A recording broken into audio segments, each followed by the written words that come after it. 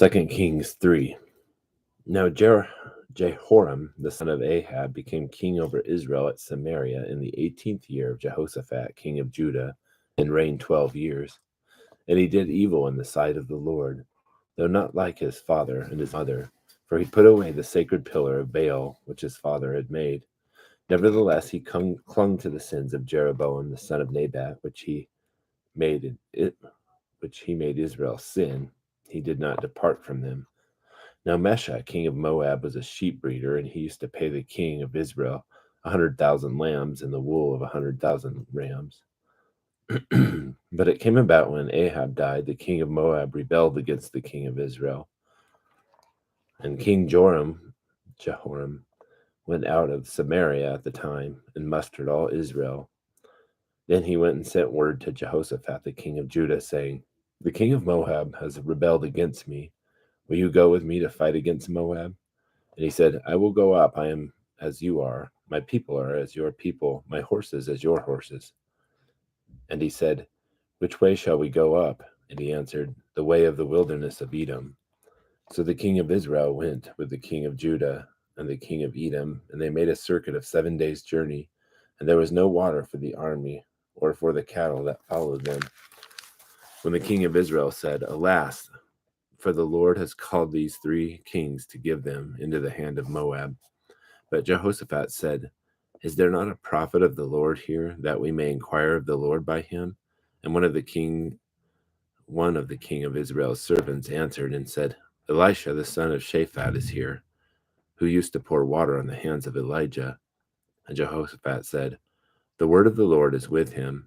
So the king of Israel and Jehoshaphat and the king of Edom went down to him. Now Elisha said to the king of Israel, "What do I have to do with you? Go to the prophets of your father and to the prophets of your mother." And the king of Israel said to him, "No, for the Lord has called these 3 kings together to give them into the hand of Moab."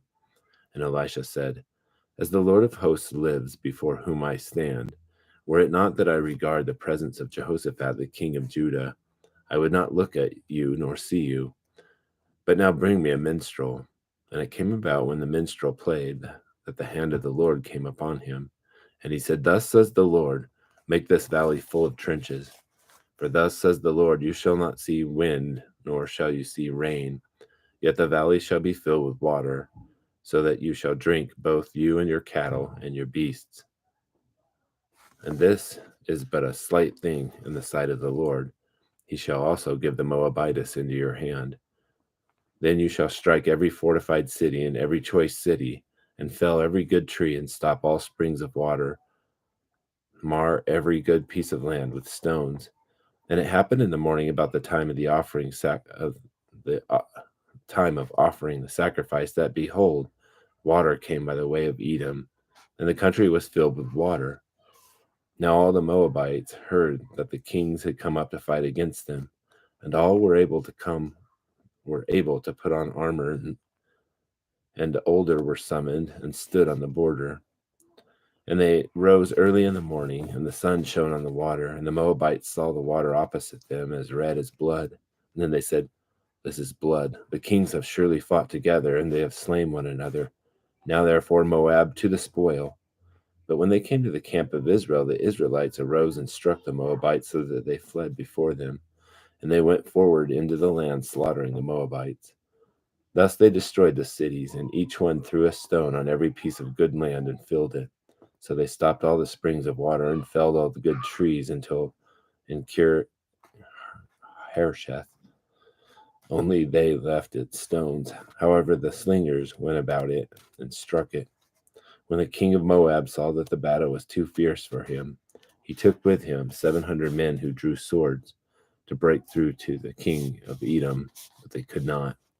And then he took his oldest son, who was to reign in his place, and offered him as a burnt offering on the wall. And there came great wrath against Israel, and they departed from him and returned to their own land.